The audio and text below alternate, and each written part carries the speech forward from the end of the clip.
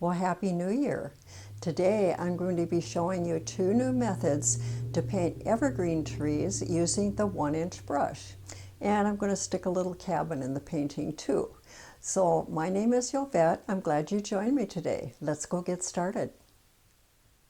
Well, as you can see, I started off using liquid white, and I just simply put that all over the canvas. I wanted a good coverage, not too thick though. You just want it just right.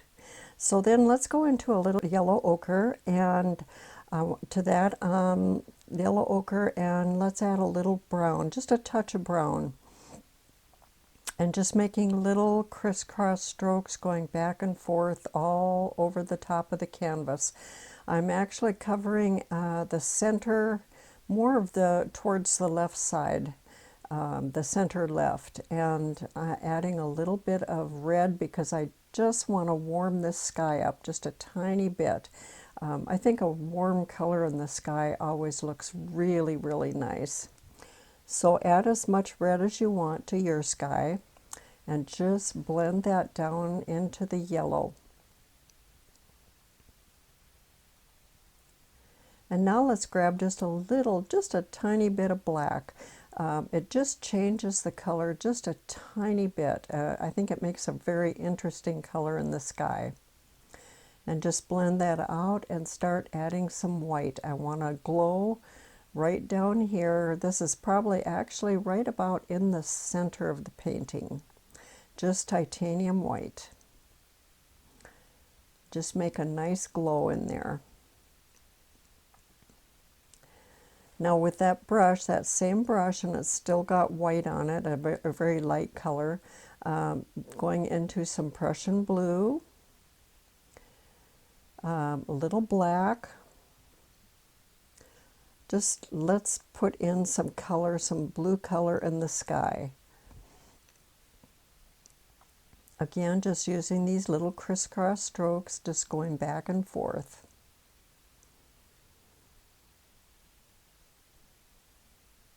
The other side, do the same thing. And once you have that all in there, just go ahead and fuse those two colors together, the yellow into the blue into the yellow. And just make it interesting however you would like it. Let's darken these corners just a tiny bit more. Not a whole lot, just a little bit. That always draws your eye into the center of the painting when you have darker edges.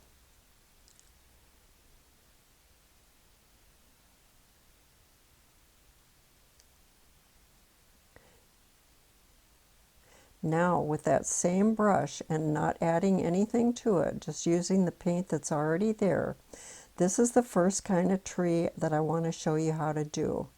And all I'm doing is lightly tapping, and I'm holding that brush handle all the way to the left and alternating it all the way to the right. This makes a great little background evergreen tree for something that's way off in the distance. You notice how it kind of makes it look, like a little misty or a little foggy? Very, very interesting effect it has.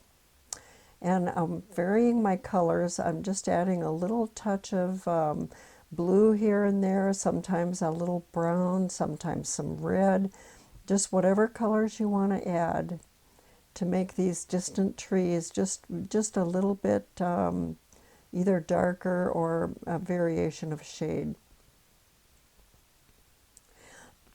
Some of these are going to be a little bit darker than others.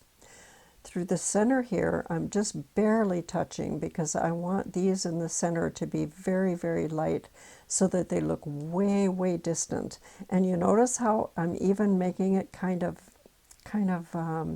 well, they're shorter. So they're like way far away. Just keep on adding your color as you go towards the outer edges. And the further out you go, the less important it really is, because we're going to have some trees over the background anyway.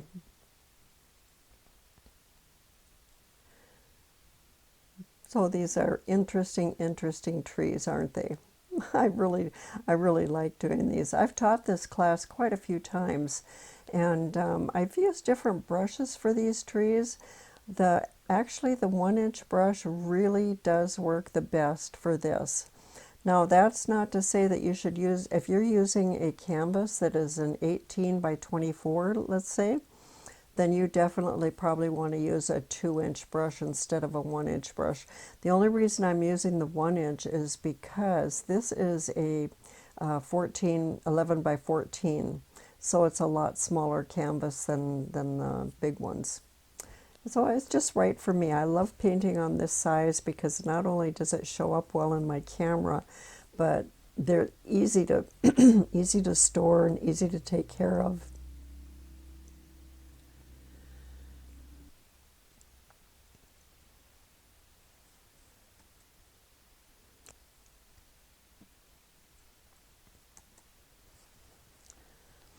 So keep on adding a little bit of color here and there. And now I want this just a little bit darker because we're going to make a few little shrubs and kind of like bushes down here and more in the foreground in front of these trees. Now I don't want these super dark yet because we still have more land to bring forward. So this is sort of a medium color. It's not real dark. But go ahead and spread out these bushes, and these just a light little tapping.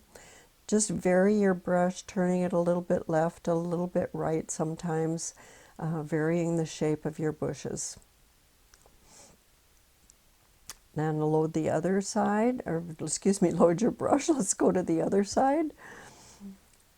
And just keep tapping until you like the looks of what you see. I think that's pretty good right there.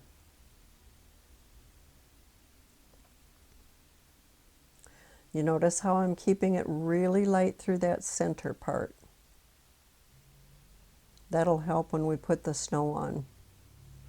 So now, just a little bit firmer pressure, a little bit more paint.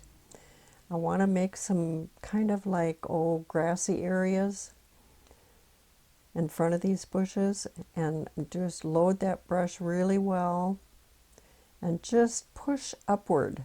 Don't let the brush slide because that way, otherwise it'll just smear. You just want to lift this just a little bit upward.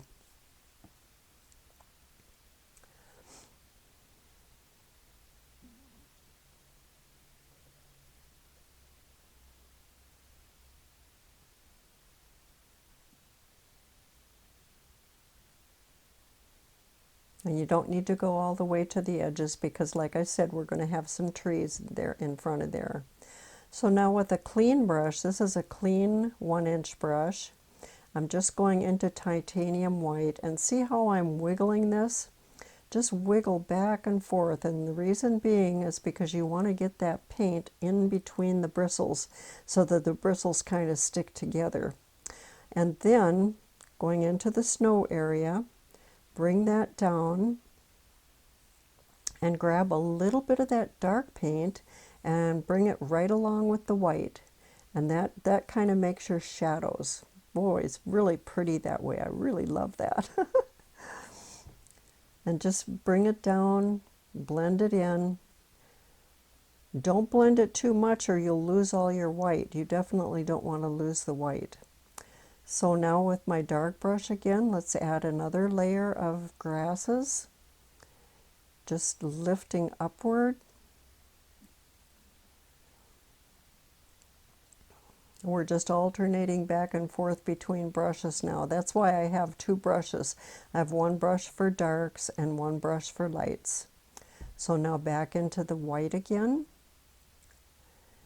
And just bring that down, bring that snow in with a little bit of that shadow. And see, now isn't that a beautiful pathway? It just goes way back into the depth of the painting. It looks really nice that way. You could just walk back there, couldn't you?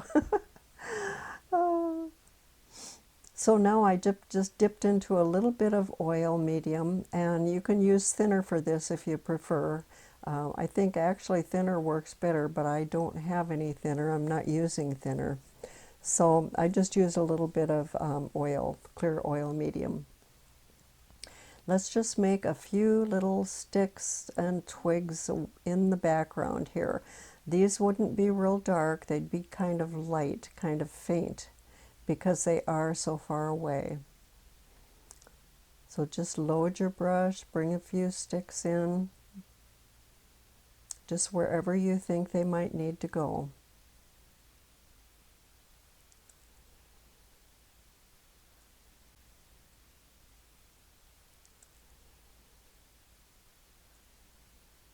And bring a few down into the bushes here. Let's just have a few of those. This is going to be fun to touch up later, I can tell already, because I can see a few spots that once it's dry, I'm going to touch it up. I always love to show you guys what I'm doing and then leave it, let it dry, and do my touch up afterwards when I make any changes to it. It always kind of makes the painting all come together. It just ties it all in together. So back into this dark color, a little bit of white. I just use all my dark colors and a little bit of ochre also, and a touch of white. Now, see that chisel? We're going to make this is a different kind of evergreen tree. This is made with the 1-inch brush. It's not my favorite brush to use for evergreen trees. However, for this particular painting, and being the kind of painting that it is, this kind of misty painting, I think this brush works really well with it. And again, if you're doing a large canvas, you'd definitely want to use a 2-inch brush and not the 1-inch brush. So now just tapping, just like I would if I were using a fan brush. I'm just lightly tapping, using only the corner of the brush. And as I come down further, I just tap a little bit harder. So going into this next tree, I want to have a darker color. And I want to make sure those bristles are well saturated with color. So I did my wiggle. And just start tapping back and forth, left to right, fill in the center a little bit. Notice I added a little brown this time, just to change the color a slight bit. And let's do another one over here on this left side. This one's a little bit higher. You guys ever follow along with different painters at different times? You know, it's really strange. I'm guilty of this myself. I'll find somebody interesting on YouTube or something, maybe a painter I've never seen, and I'll watch them for a while. I'll follow along. I'll watch maybe 3, 4, 5, 6 lessons, who knows. And then, you know, after a while, you kind of get familiar with their type and the way they do things, and then you just sort of, you pick up little tidbits of information here and there. I think it's great to be watching other YouTubers paint, because you always learn something from everyone. It's just, everybody's got something to teach you. Even if it's something wrong, you will still learn a little bit of something. So anyway, you probably do this too, and that's good. It's a good way to learn, watching a lot of different people. And when you get tired of somebody, skip on, find somebody else. I notice a lot of my viewers, they watch me for a while and they correspond, and they're really great with communicating back and forth. But after a while, they just kind of fade away and I don't hear from them again. And then all of a sudden, maybe a year or 2 later, whoop, there they are again. So it's really nice. I love it that I don't lose people 100% all the time. Anyway, I'm just loading that brush, just get a little bit of a chiseled edge there, and just kind of bring in a little bit of a tree trunk. I don't want it a real solid, heavy color, but I want a little indication that there is something there. So this is looking really good. Now, I boo-booed. I'm so sorry, but I turned the camera off, changed batteries, and turned it back on, but it was too late when I turned it on. I had already started my cabin. Oh, I'm so sorry I do these things, but anyway, what I'm doing is just blocking in a dark brown cabin. I use Van Dyke brown for this, and I'm using the number 5 knife. Don't worry about this right edge here because it's going to be covered with a tree, so I'm not worried about painting that perfectly. I want to highlight this cabin a little bit, so taking burnt sienna or dark sienna and a little bit of white.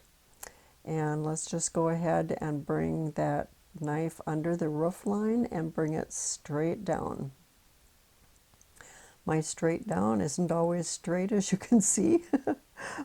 I oftentimes have crooked lines, but that's okay. It's just barn wood. It won't make any difference. Okay, bringing that down, I'm just highlighting the front of the cabin because the side of that cabin would be in shadow. It would be much darker. So I'm taking a little bit of the dark sienna or the Van Dyke brown and black on the back side of the cabin there. And let's just make a little bit of dark underneath this roof line here, just to define that a little bit more.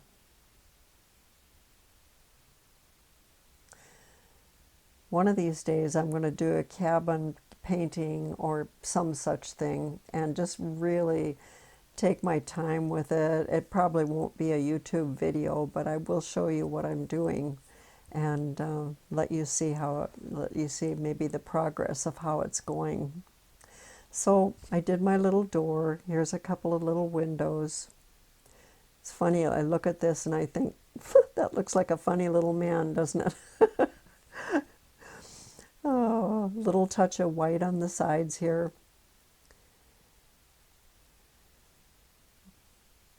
And using the small edge of the knife, let's just hit the top of the windows and the door.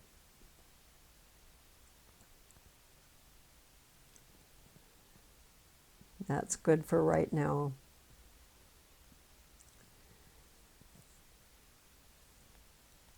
And this door, it's bothering me. It's too short, it's too small. So let's just go ahead and make that a little bit taller.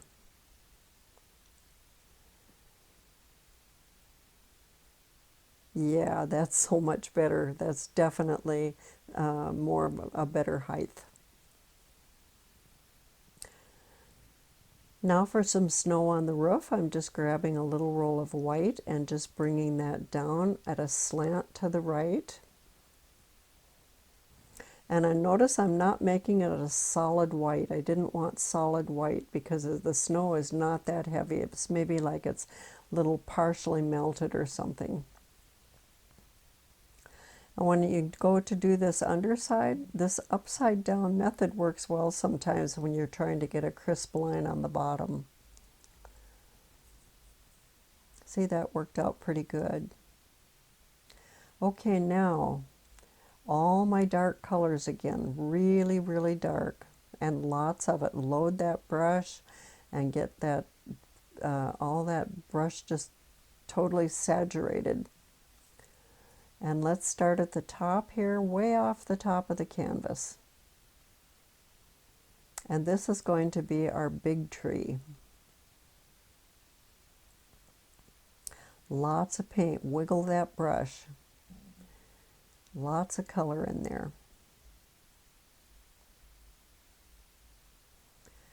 And just keep going back and forth. This is a bigger tree, so it's going to be a whole lot wider. And just come right down over the front of this or over the side of the cabin, down into the snow here.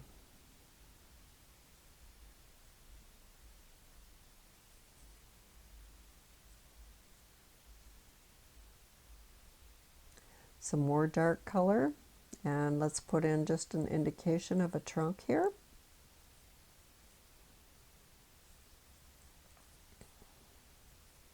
Are you glad the holidays are over? Oh my goodness.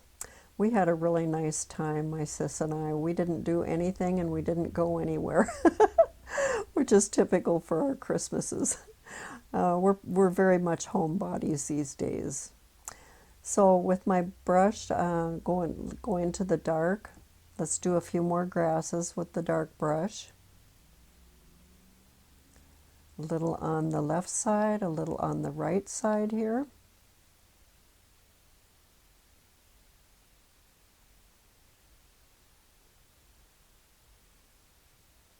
That's good, and let's just bring that white with the light brush. Just bring that snow down. Just blend that snow into the foreground. See that has a lot of nice depth to it. I love that path, the way that turned out. That's really, really nice.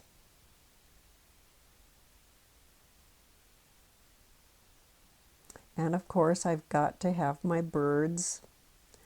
I'll just have 3 little ones here today.